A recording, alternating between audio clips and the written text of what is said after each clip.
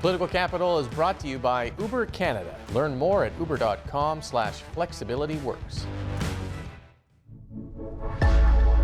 CHEK Podcasts.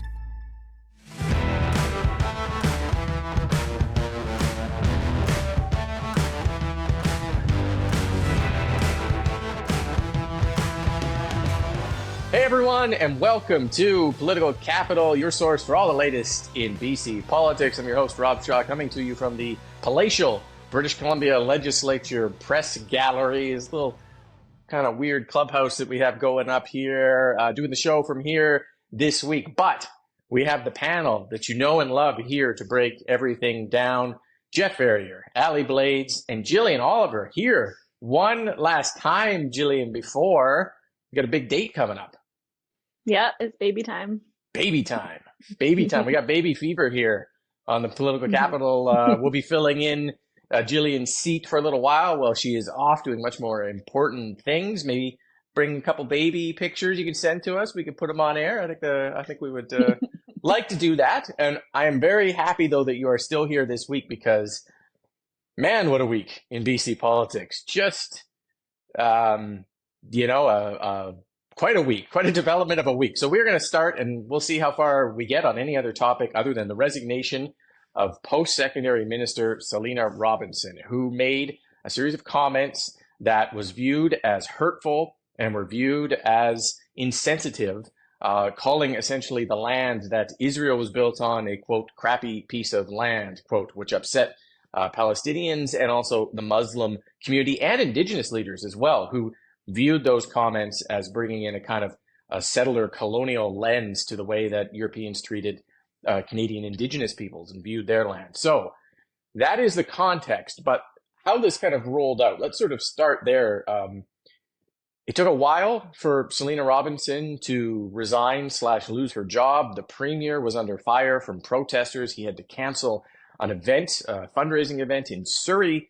There was a housing event that was canceled. There was an open letter threatening to ban his candidates from certain mosques.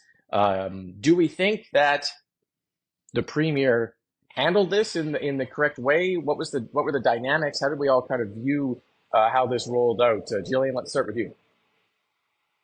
Well, I think, obviously he was hoping that an apology would be enough. And that's sort of what it seemed like when this news started to break on Friday last week.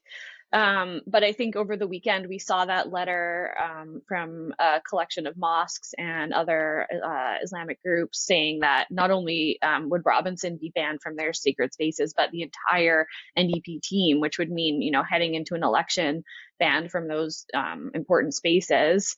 And then I think as well, the weighing in of the Indigenous community and, the way that the comments were received by them started to make it untenable. And then by the time that they were having to cancel fundraisers and cancel a housing announcement, which is obviously the government's biggest priority, it was clear that this was sort of the only path forward for them.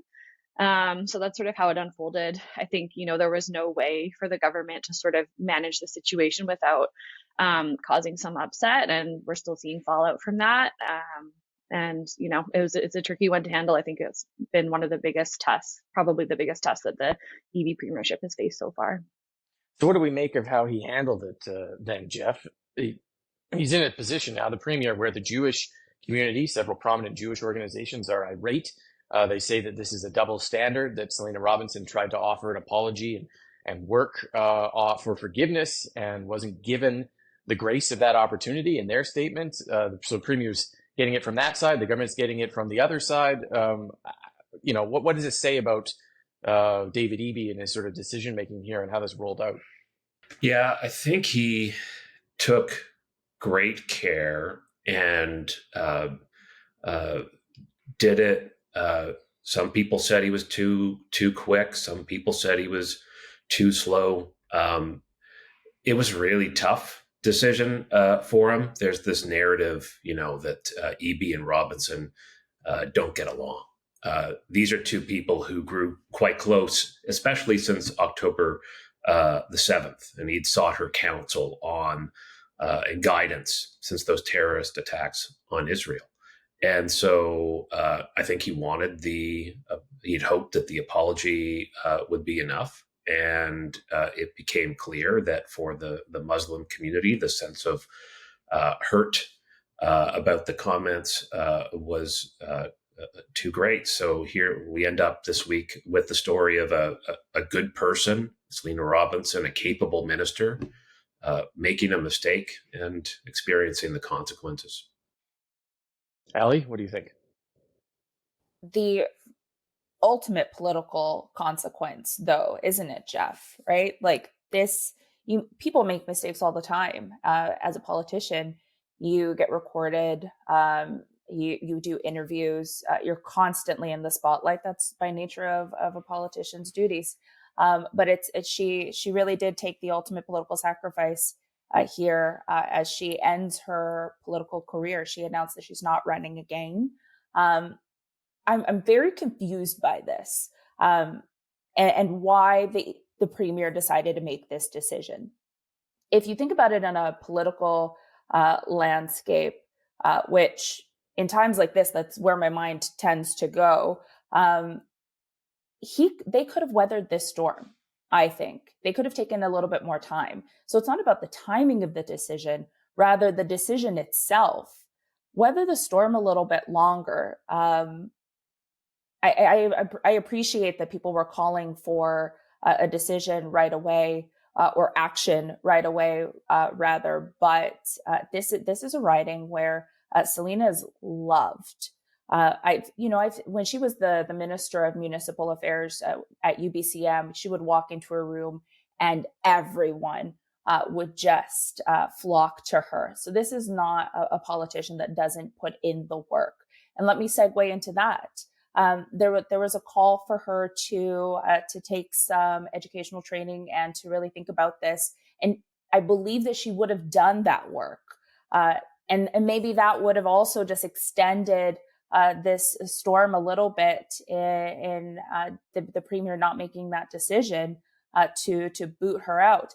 And there's a little bit of a conversation of whether this was a resignation or a firing or what have you. There's a lot of like internal political gossip about it all.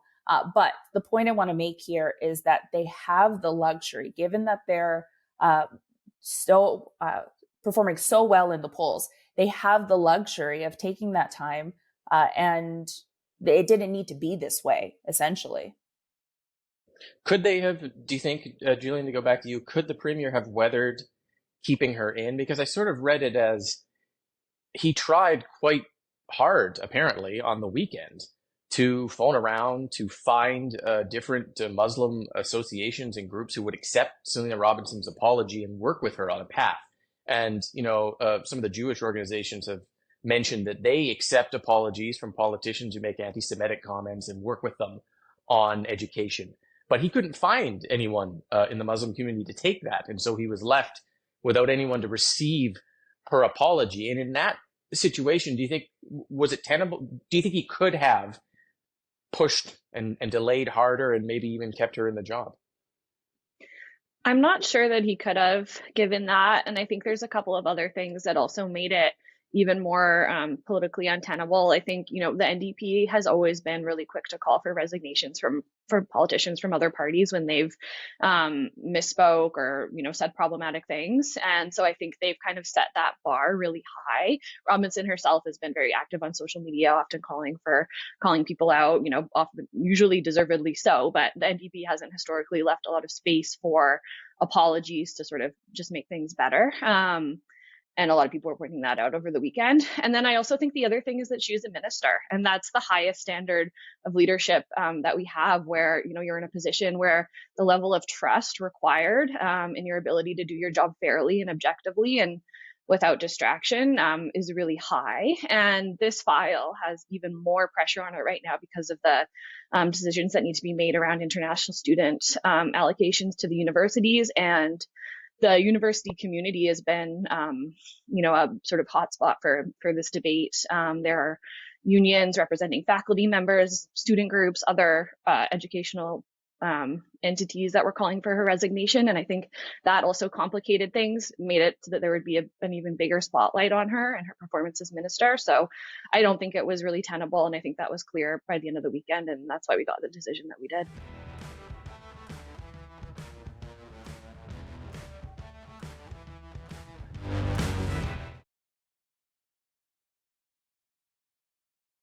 Jeff, do you think there's any scenario where the premier could have left her in, given the dynamics Jillian and Allie have raised? Could he have just used up some more of his political capital and kind of tried to force that situation? Or what do you think? I think if Premier Eby could have kept Selina Robinson in cabinet, he would have, and came to the conclusion through discussions and deliberation with the broader community and with Minister Robinson herself that there was no other way. And I think, governments run into trouble when they're chasing the shiny things. And this is a government that for days, at a really important time, right before the budget they're going to run on in the next election, was canceling fundraisers, was canceling events on big announceables, was having the news cycle dominated by an issue that wasn't going away because people were feeling legitimately hurt. So, governments have to be more like an eagle than a raven, right? They got to stay focused on the important things. They want to be talking about the issues that they know are important to voters. They want to be, discussing the things that matter to everyday people and what government's doing. And as long as this was left unresolved, they were going to be unable to do that at a really important time. So that's what happened. I do want to say, though, that this was just in response to that sense of like kind of the broader community around this. My strong sense is this is very much about the Muslim community and its reaction. And it's not about the folks out there who had an axe to grind and used this to go after the premier because of grievances they may have had with him around things like a leadership contest in the past. And so I don't think any of those folks had any bearing on the decision whatsoever. And as much as folks are refusing to accept the apology and refusing to accept the resignation with grace, you look at the vandalism that happened at Robinson's office, now death threats, give your head a shake. Give your head a shake. Let's show some grace. The grace that we show people when they accept responsibility, apologize, take accountability, vow to do better, and stop it with this. Just stop it with this stuff that's leading to death threats and vandalism. It's ridiculous. Allie, how difficult do you think it was for the government to see through some of the people who were involved in the kind of protesting of this and get to kind of as Jeff pointed out, the Muslim community and that authentic dialogue and that sort of engagement to decide whether they would accept Robinson's apology and whether this was tenable, given you had Harsha Walia out protesting in front of the NDP caucus, and she is obviously former executive director of the Civil Liberties Association, criticized by David Eby, lost her job. And that you have Anjali Appadurai, the former NDP leadership candidate, out online with her climate group, Abby Lewis, and others whipping up kind of, signature campaigns against Robinson. You have Dr. Sanjeev Gandhi, the former Green deputy leader, who's saying there's a double standard. He had to go for his social media activity, but Robinson didn't. You have all this. And then you have the post-secondary schools, the teachers associations, the student associations, kind of everyone getting involved. How hard was it for government to see through all of that? And what are some very obvious political motivations to understand the breadth of the hurt and scope of this? And see, and that adds to my confusion here. I do not doubt that this was a very difficult couple weeks for the premier and his cabinet. I don't doubt that at all, because these were stunts that were very much in your face. You could not avoid it. The Facebook Live of the protest during the caucus meeting was circulated widely. They were very flashy ways to get the premier's attention, and they sure did. But the bigger question of leadership is where I don't understand the logic of the premier and why now he's getting it from both sides of not trusting him.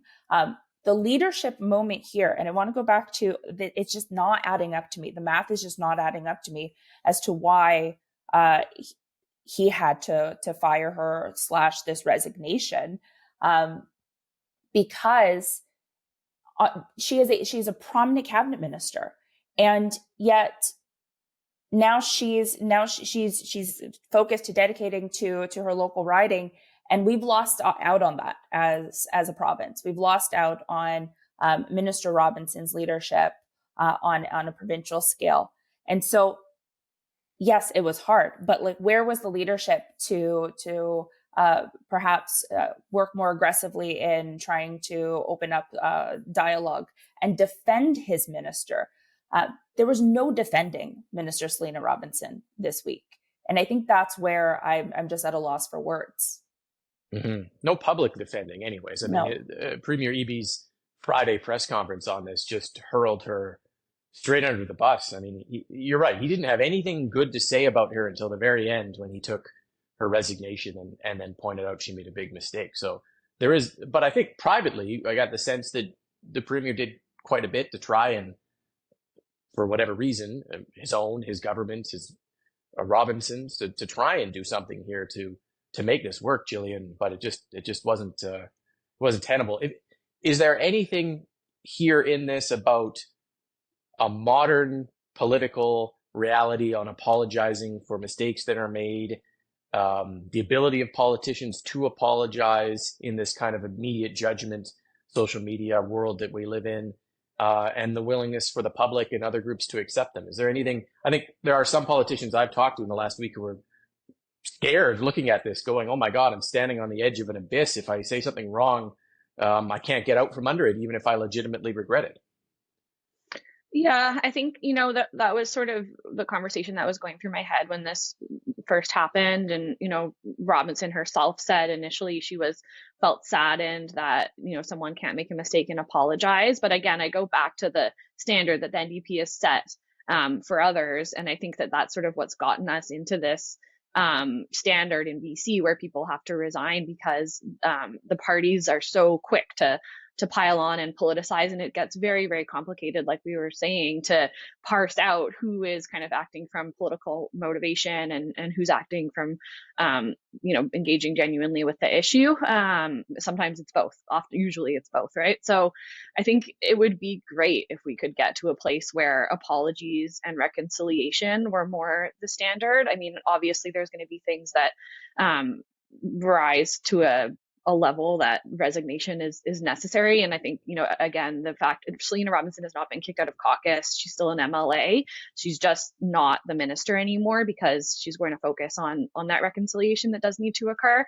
But I think that it is something that we can kind of reflect on. And I mean, I want to say that going into an election year, maybe this will give the parties more cause for reflection on how they sort of pile on each other. But I will be surprised if we actually see that once we get into the campaign.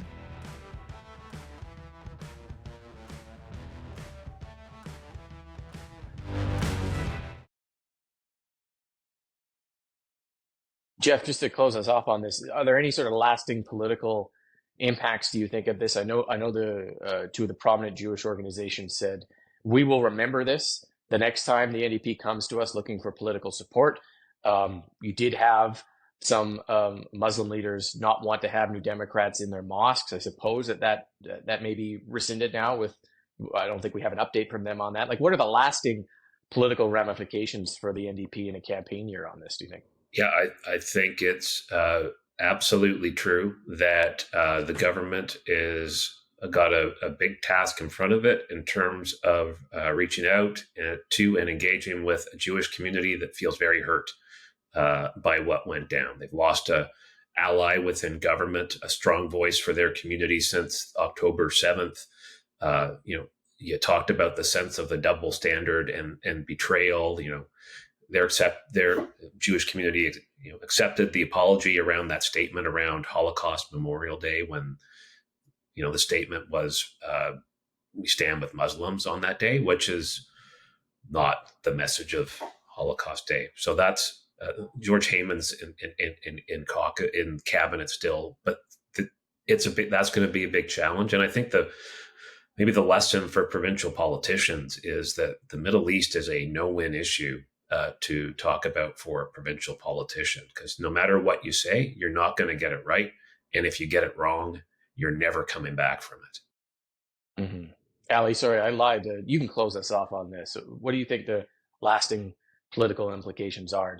Are neither parties, we've seen BC United try to tiptoe into it by talking about the double standard, saying here's some examples of other caucus and cabinet members who've done things that the premier hasn't removed them for. Is that about as far as their opponents can go on this? And does it last as an issue for the NDP, do you think? Yeah, Jeff, you mentioned something about, it's not a win talking about it. And I agree with you. Any advice I would give to a candidate and a politician right now is don't stay out of it. But it's such a larger conversation. And I think that the issue here was that Minister Robinson was trying to use her platform for good. And I don't doubt that we'll probably have future candidates and politicians trying to use their platform for good and to raise awareness on issues. But then now, if I'm an NDP MLA or candidate, I'm going to be afraid of what I'm saying and how I'm saying it publicly, because I might get fired or I might get booted or I might get demoted. And that's not a mentality you want in an election year when we're trying to get to know the authentic voices of our leaders. Mm-hmm. I double lied, Jillian. You get the final last word. I think that there is a way to talk about this issue that isn't, racist to one side or the other. It's not easy, but I definitely think that it can be done. I think Robinson has every right to use her platform to talk about the very real problem of anti-Semitism and, issues faced by that community. But there's a way to do it that is more sensitive. And when you're a leader, you got to rise to that standard. But again, I think she didn't. And I think that when you're a minister, you got to kind of realize how much responsibility that is. Okay, great. Thank you to the panel for being here. Goodbye to Jillian for a little while. We'll be interested in chatting with you when you come back, because I know when you're really down tools on politics and you step back and have a big life moment, sometimes you get a better sense of what sort of really matters than the kind of day-to-day stuff that we do analyzing BC politics. So it'll be great to have you back and see if any political stories whatsoever were important to you at all while you were off living life. So congratulations. Hopefully the perspective mitigates the sleep deprivation. Yeah. Okay, good luck. Thank you to the panel for being here, and we'll be back next week with all the latest on BC politics here on Political Capital.